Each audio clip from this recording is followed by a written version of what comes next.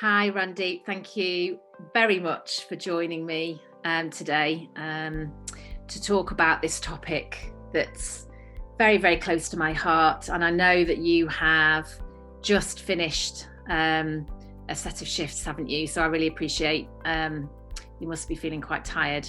So we're not gonna take up too much time. Yeah, all right. Don't worry, it's all good. Thank you. Just this is for those that are watching. It's Global Wellbeing Week, running from the 21st to the 30th of June, and I wanted to have conversations with those that I know and love about wellbeing in the context of their lives, and also to bring it into the forefront of people's minds, those that are watching. Because I think it's a really great opportunity to reflect on our own well-being and what's working and perhaps what we might need to change. So just to kick us off and to help those that don't know anything about you at all, do you want to share a little bit about yourself? Yeah, well, I'm in my early 40s. I live in Bedfordshire, which is not too far between, it's in between Luton and Milton Keynes. I'm sure you're familiar with those.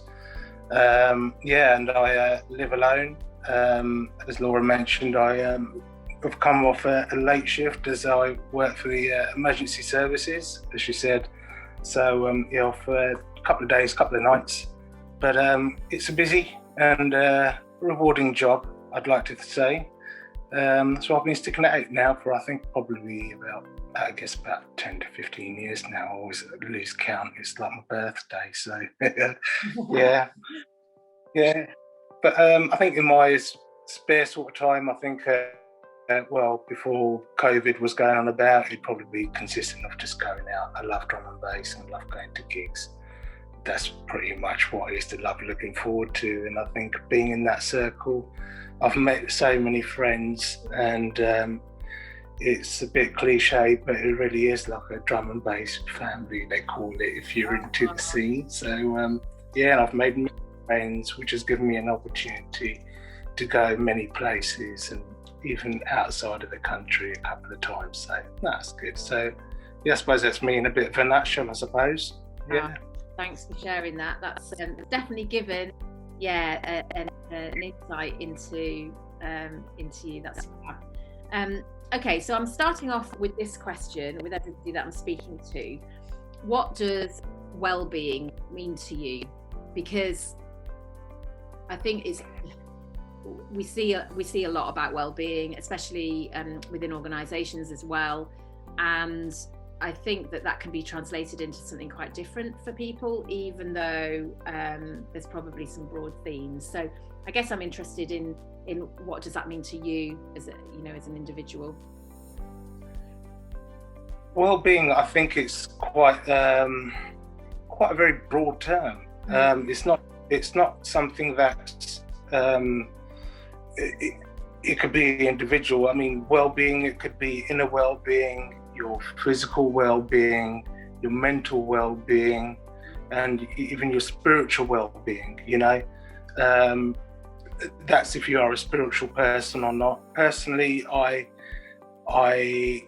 guess I am slightly spiritual. My mum was a very spiritual sort of person, and not only within our own faith, which is Sikhism, but she was very interested in other religions as well, and and used to be very interested in those just to get a broad knowledge, and she'd often tell me about it.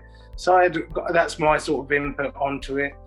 I wouldn't say I'll go to temple every Sunday, because I certainly don't. But I think God's a good thing to turn to sometimes.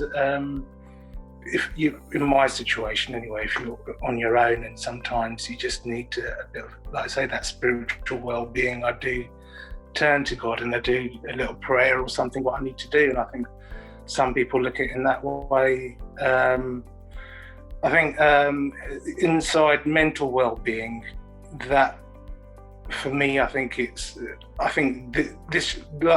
pandemic time, it's been very challenging for me, I think, because I lost my mum, and then I think that was the first time I've sort of, I have to say, I've sort of had some sort of a mental breakdown, and I never thought I would, because I think for men especially, it's very difficult to speak about things like that. Yeah. And you try to deal with things in your own way because you think, oh, it's not a man's sort of thing to do, you know. And I think from a previous bereavement when my father passed away, I think I managed to, but I didn't realise that at that time I had my mum here with me at the time, which made a huge difference because that was someone to turn to. Yeah. Whereas here, it was trying to deal with it in a completely different way. And I think I ended up, I think, just cutting off from people. And my well-being wasn't being looked after, so to speak, you know, and reaching out. And what I found was that with having friends like Laura and many others, well, not many others, I'd say a select few actually, who were reaching out to me and I could reach out to them, certainly helped me get through, you know, that difficult period. And I think that's good to keep communication lines open when dealing with that sort of thing.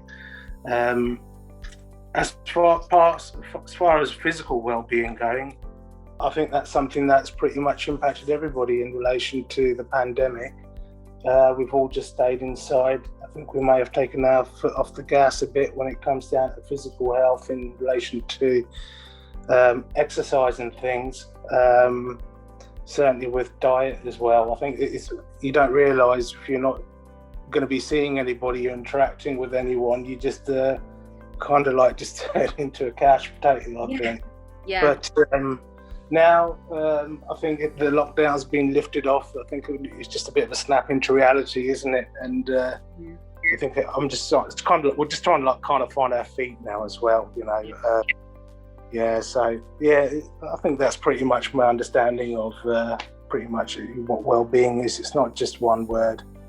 So yeah, it's as you said, it's a really broad term, and we can look at it from different perspectives, can't we? So I'm just going to ask you, like, to maybe a few more questions about what you shared there, Randeep. So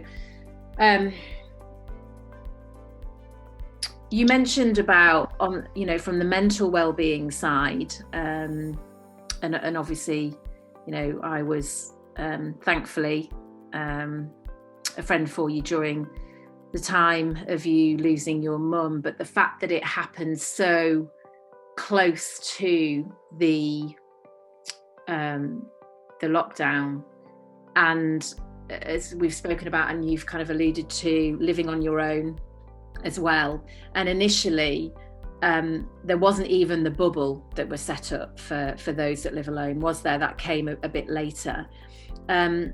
And you recognise, you said that you think that you know had some kind of a mental breakdown, and I'm just wondering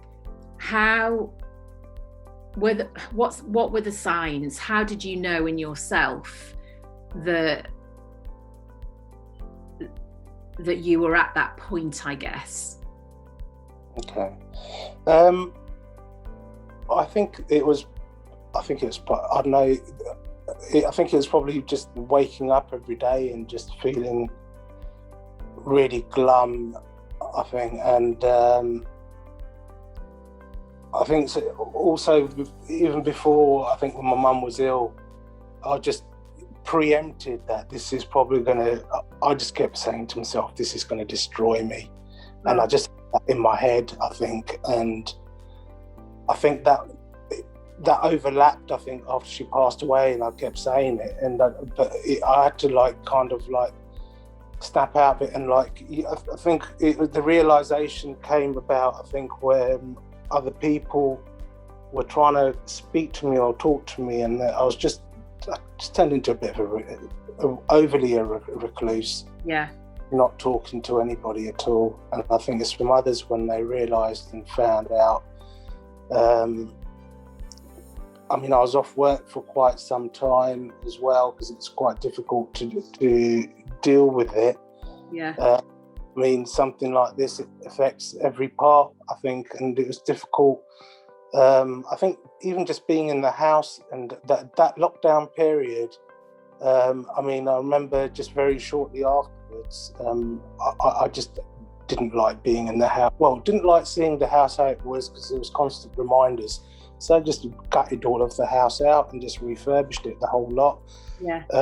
And then, I mean, yeah, if I remember rightly, that around about January, February time, the lockdown hadn't come into place until around about March. And my brother, who was helping me, we had it in our minds that, you know, we've been working our socks off on the house every day, and as soon as this is done, we really deserve a holiday.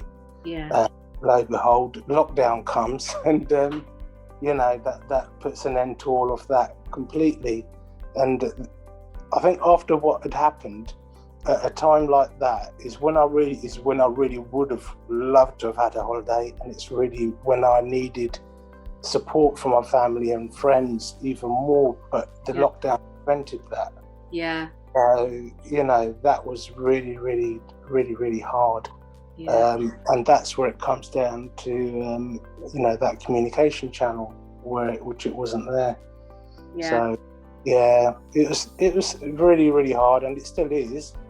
But there's coping mechanisms. I mean, I did actually get counselling from work, provided through work, and there was a lot of feelings on there where I thought, you know, maybe, you know, I'm having this mental breakdown, and why am I feeling this way? And one thing I remember what was quite important was that you shouldn't feel bad for feeling this way, because it's actually a natural part of bereavement. Yeah. And there's no right or wrong way to feel this way. And I remember being given like antidepressants, and then there were so many side effects associated with those, including how they can make you feel much worse for the first few weeks or months, and before they even start to work. I thought, because I'm by myself and we've got this lockdown, if I'm going through that period and it's going to make me feel much worse, who do I turn to when I'm here by myself? So I thought that's really not the way to go. And I'm not saying they're a bad thing. I know people who take them, and they've taken them for some time, and I'm sure you must know people as well who do. And it works. Well, many years ago, I had a long period of taking them. Yeah, and it does work. So there's no right set way. I just felt that it wasn't the right way for me. Yeah. But I've just started looking up online for various natural remedies and supplements, and there is lots out there which can help. And not only some of them, not even mentally, you know, they have other benefits as well. So, which is good. So, but those aren't. There's no such thing as a fix-it pill. Yeah. You know. Yeah. You know, you need a combination of other things, including your friends and family, and, you know, all the rest of it. So, yeah, that's my pretty much thoughts on that. Yeah. Thank you for sharing that, and you know, for being really, you know, so open and honest about your experience and your feelings, and also sharing some of the strategies, some of the, as you say, the coping mechanisms that helped you through that period. And of course it's still incredibly hard for you, as you say. So just, we've spoken about kind of the well-being, those different elements. So the as you mentioned, that like the inner well-being, the mental well-being, the physical well-being, the spiritual well-being as well. So what would you say are like the core ingredients to help you to be a well-being? Pardon the pun. Yeah, that's a really, I suppose, a bit of a difficult question. I think a lot of it is is, I think, a lot of that stuff, what I have mentioned, there's different types of well-beings, if you can satisfy those to a certain extent. But I remember, I think just waking up, and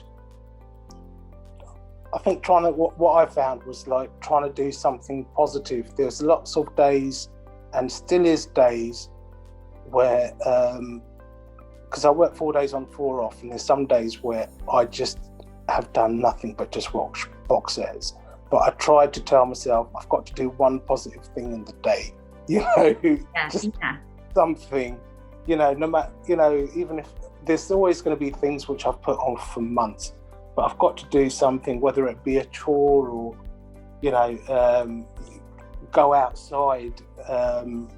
Like I say, with this pandemic, going out shopping was quite nice, because believe it or not, I could be I could be talking to a cashier, which is a bit odd.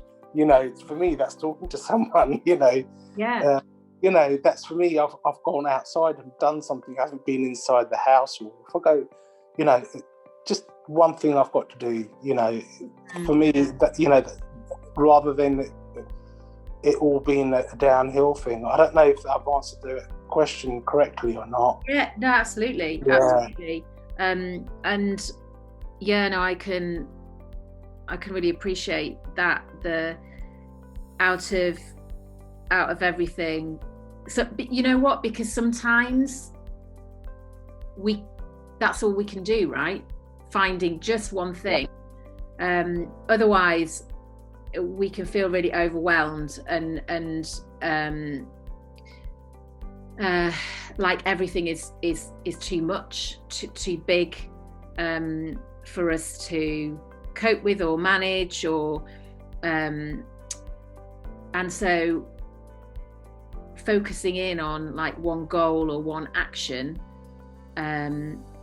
I haven't been through what you've been through, Randeep, but I know that during the pandemic I was also doing that.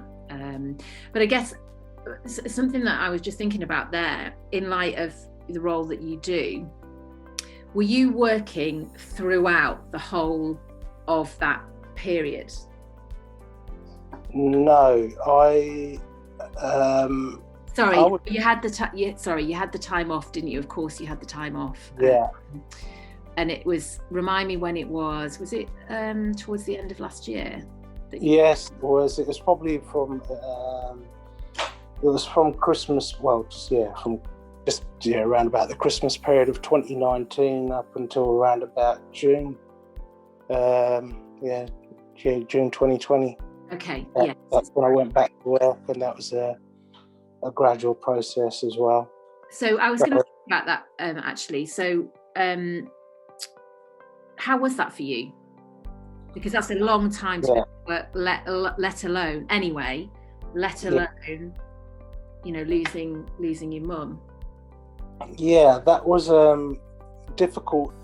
Also, going back to meeting people, that was really difficult, I think, because we're working a team of probably about 30 people, 35, 40 people. I know compared to some that's nothing, but to go and meet some of your colleagues and things you can do. I decided not to.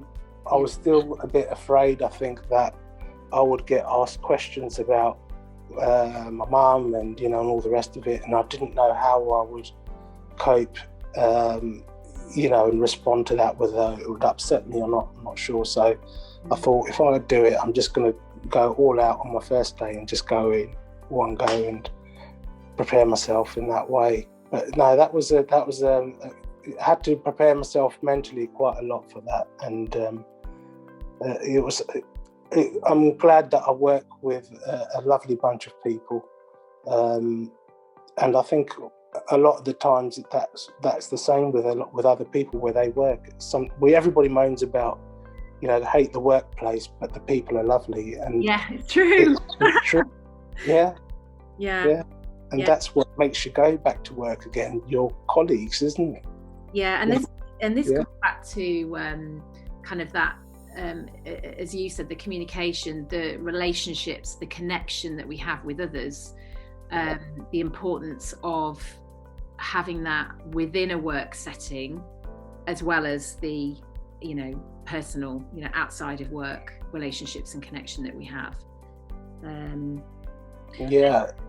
Certainly think they, like as you might say there, inside the work and outside the work, it's those, you call it banter, or sometimes it's not. Sometimes it's when you're feeling down, you've got someone there to support you, throughout all your different emotions. You can share them, can't you? Yes, absolutely.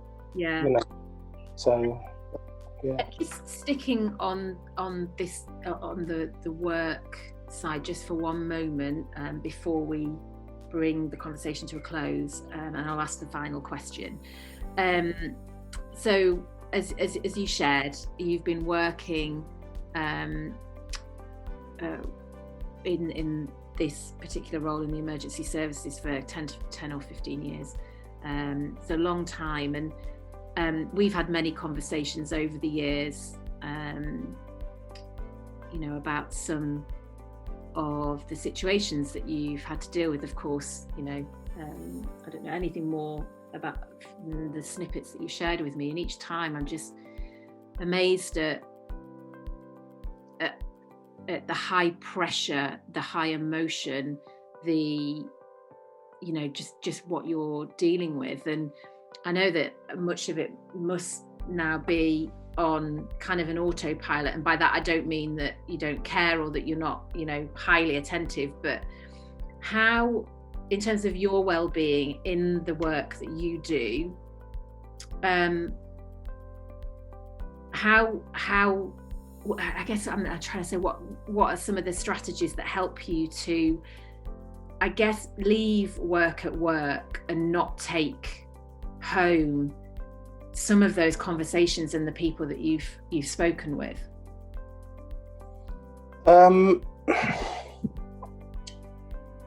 I'd say that when I'm in some of those difficult situations, and like say there's potentially life-threatening situations, as I say, I do like go autopilot.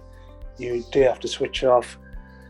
I think the way in which I deal with those is just like, I think that I just go into automatically in my head.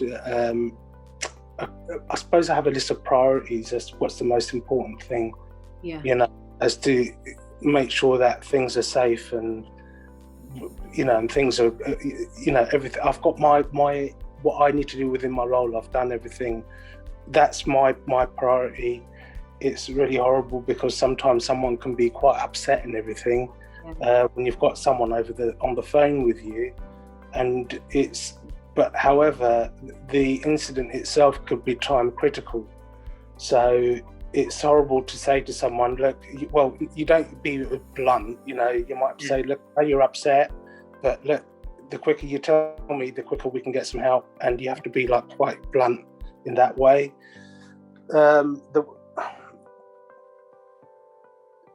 In relation to switching off to it, I think, I don't know, it's something I do subconsciously. I think, there isn't a particular activity or a particular thought that, or something I do to stop that happening. A lot of it is, how can I say, I suppose it might be, I guess when I'm walking into work into building, I'm going to work mode. Yeah. As soon as I step out of that building, I just completely just switch off from everything. Yeah. All of it is. I mean, sometimes I'm not even interested, believe it or not. Well, some people are within where I work. I'm not even interested on like TV programs where these live reality ones, and they've got people working it. Because I think it's just boring because I see it at work, and I come home, I just want to switch off and see something different. Some of it, all right, is quite interesting, but I don't go out my way and I'm absorbed into it. Because for me, I want to switch off and get away from work in that way, So I just train my brain not to think about it. If anything, there's things where if things do play in my mind, it's usually where I might doubt myself and think, oh my gosh, I forgot, did I do this or did I do that? did I forget to do this or did I do that? But that's only very, very rare if that happens. Yeah. Because like I say, when you're dealing with something in lifetime, I'm just continually prioritizing and double checking it. And thankfully, the work that I do, it's always handed over as into somebody else who has to add a bit on, and we're continually reviewing actions that have been taken.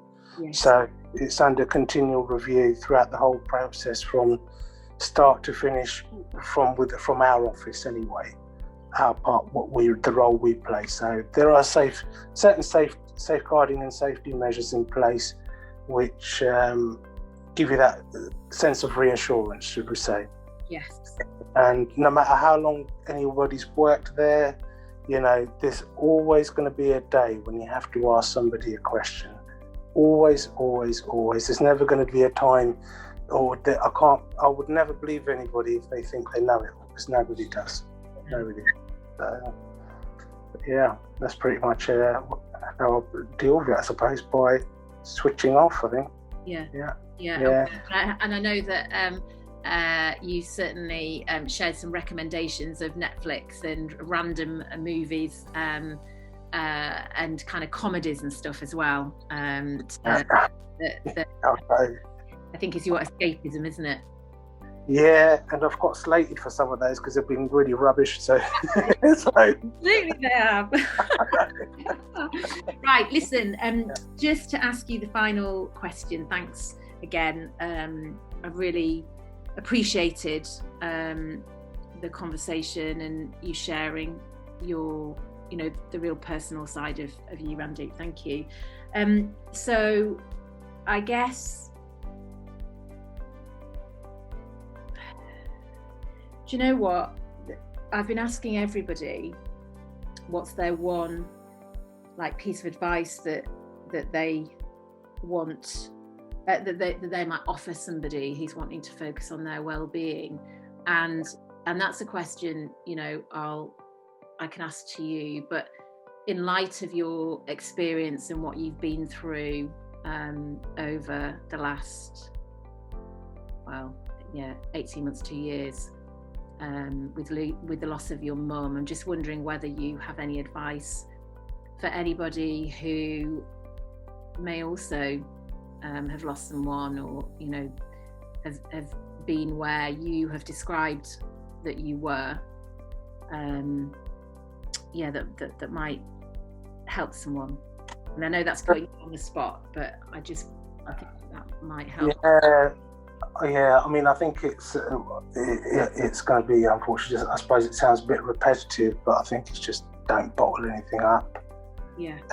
And keep those channels open, definitely just keep that communication open. I'm still very bad at it. I'm not really amazing at it anyway.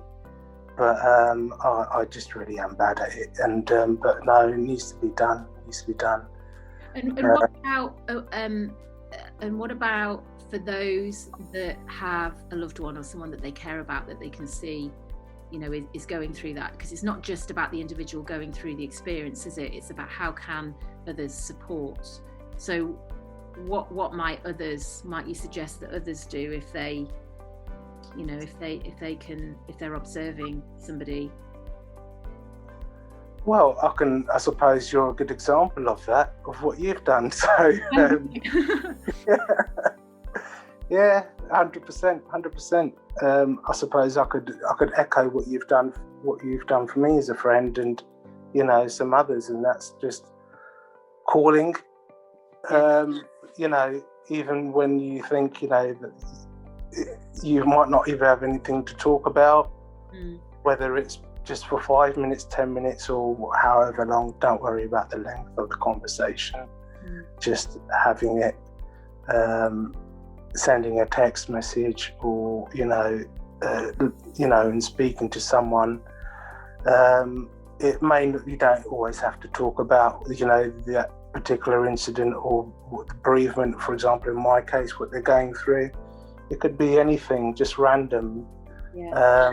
And if the individual wishes to speak about it, then at least that door's always open, and they can speak freely. But yeah, it's just, I think it's important. I think, like I say, if that loved one's going through it, and just let them know that, although it may feel you're by yourself, that you're not. Yeah. You're not. There is people there. There are friends there who can help you. And it's I know it's cliched, but it does get better with time. It does, yeah. Things will never go away, but it does get better, and as long as you can be there for that friend, and I think you should help them get through that difficult period, if anything. Maybe it might be just even, like I say, either talking to them, or just going out and seeing them, going out for a walk, or just getting them out of well, for me, like I said, I was stuck in the house and a bit of a recluse, just getting out of the house for a couple of hours or something, or I know the pubs are closed, just go down the park and just, I don't know, I shouldn't say this, but grab a beer or something, just to do something out of the ordinary, Yes. So, but yeah, just try and be part of not their everyday life, but just do some sort of activity or something, every now and then. Yeah. You take your mind off, you're moping about, if that's the right way of saying it. But yeah, I suppose that's the best thing you can do. Oh, that's thank you. Thanks for sharing that. So lots of advice there for both parties. That's really, really helpful. Thank you so much for this conversation, Randeep. It's been really special. It's no problem. It's been a pleasure, and I hope it can help somebody else if they've gone through similar experiences. Oh, thank you so much. Thank you. We'll speak again very soon, I'm sure. Yeah, I hope so too.